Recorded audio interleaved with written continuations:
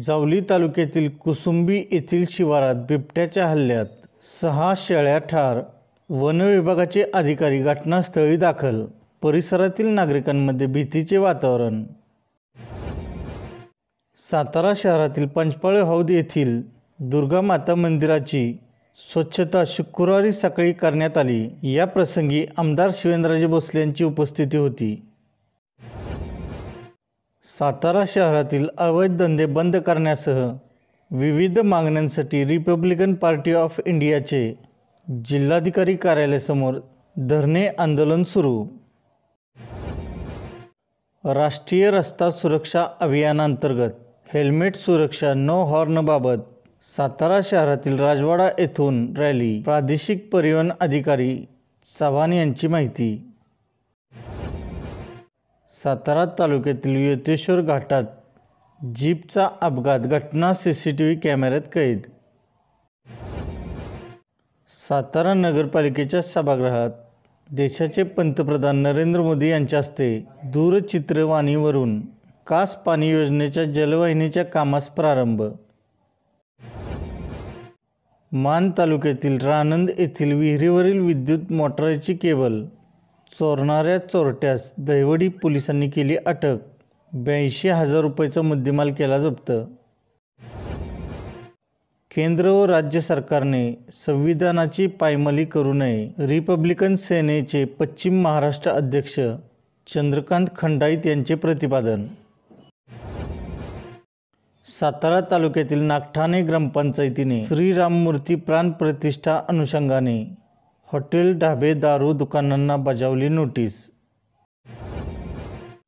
सातारा ऊस तोडणी वाहतूक संस्थेचे संचालक अजय बापू कदम यांचा राष्ट्रवादी काँग्रेसच्या दोन्ही गटातर्फे कोरेगाव बाजार समितीत करण्यात आला सत्कार.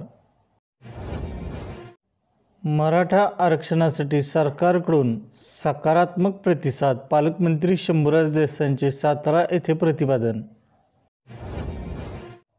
तलाठी भरती घोटाळ्याची MIT मार्फत चौकशी करावी. युवक काँग्रेसकडून सातारा शहरातील पोय नाक्यावर घोषणाबाजी करत आंदोलन. कोरेगावच्या विकास प्रक्रियेत अडथळा आणणाऱ्या रमेश उबाळे यांच्यावर कारवाई करा. नगराध्यक्ष, उपनगराध्यक्ष, नगरसेवकांची निवेदनाद्वारे प्रशासनाकडे मागणी. कोरेगावच्या विकास कामावरून राष्ट्रवादीचे नेते रमेश उबाळे यांचे पुन्हा एकदा नगरपंचायत प्रशासनाला खुले आव्हान. चौकशी करण्याची केली मागणी. सातारा जिल्हा परिषदच्या समोर सुरू असलेल्या संगणक परिचालकांच्या आंदोलनाला दिव्यांग संघटनेचा पाठिंबा. पाटण तालुक्यातील खोनोली येथे गवताच्या गंजी जाळून हजारो रुपयांचे नुकसान. कोरेगाव येथील रेशनच्या धान्याचा काळा बाजार विरोधात मनसे आंदोलन छेडणार. मनसे तालुका प्रमुख सागर बर्गे यांचा इशारा. वाई तालुक्यातील श्री क्षेत्र मांढरदेव येथील श्री काळेश्वरी देवीची यात्रा 24 जानेवारी ते 26 जानेवारी या कालावधीत पार पडणार. यात्रेनिमित्त भाविकांना जास्तीत जास्त सोयी सुविधा उपलब्ध करून देण्याचा प्रशासनाचा प्रयत्न सुरू. कराड तालुक्यातील कार्वे येथे राष्ट्रीय काँग्रेस व रयत संघटनेच्या वतीने बैलगाडी शर्यतीचे आयोजन करण्यात आले होते. या शर्यतीत वडगाव हवेली आणि वाघेरीतील बैलगाडीने प्रथम क्रमांक पटकावला.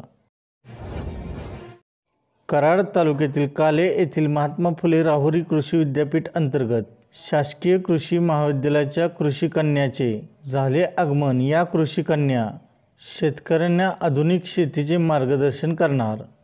ग्रामपंचायतीच्या वतीने या कृषी कन्यांचे स्वागत करण्यात आले. कृषी कन्या देणार शेतकऱ्यांना आधुनिक शेतीचे धडे.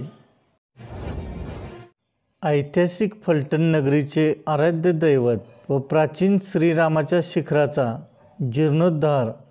विधान परिषदेत माजी सभापती श्रीमंत रामराजे नाईक निंबाळकर यांच्या हस्ते सोमवार दिनांक 22 जानेवारी रोजी होणार. या सोहळ्यात फलटण शहर व तालुक्यातील भाविकांनी सहभागी व्हावे असे आवाहन देवस्थान व इतर चॅरिटेबल ट्रस्ट फलटणच्या वतीने करण्यात आले. कोरेगाव शहरातील नागरिकांना एक दिवसाआड पाणी येत आहे. यापूर्वी अशी वेळ नागरिकांवर आली नव्हती. शहरातील लोकांना मुबलक पाणी उपलब्ध होते. नियमित पाणी मिळावे या मागणीसाठी 23 जानेवारी रोजी कोरेगाव नगरपंचायतीवर आमदार शशिकांत शिंदे यांच्या मार्गदर्शनाखाली 23 जानेवारीला हंडा मोर्चा काढण्यात येणार.